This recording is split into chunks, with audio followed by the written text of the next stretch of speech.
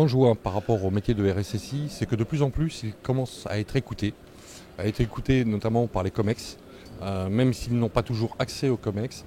Mais je pense que l'actualité récente et malheureuse fait que les dirigeants commencent à prendre la conscience du risque numérique dans toute son ampleur.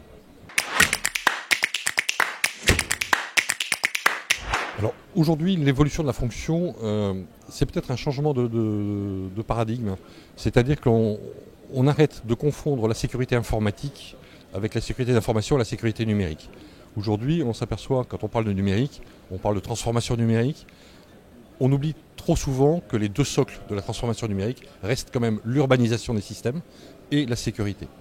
Ce sont deux briques socles, deux fondamentaux qu'il ne faut pas oublier dans le cadre d'une transformation. C'est un superbe levier d'accompagnement et la sécurité doit être vue aujourd'hui non pas comme un centre de coût, mais vraiment comme un vecteur de performance.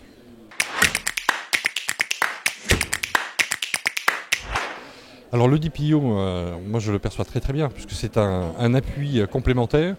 Alors j'ai toujours un peu de mal de mettre la conformité en parallèle avec la sécurité. Conformité ne fait pas la sécurité. Mais l'avantage de jouer et d'être vraiment en relation étroite avec le DPO permet d'aborder la sécurité du numérique, là également dans toute son ampleur, avec derrière des sanctions qui sont déjà présentées pour les gens qui ne se mettraient pas en conformité GDPR.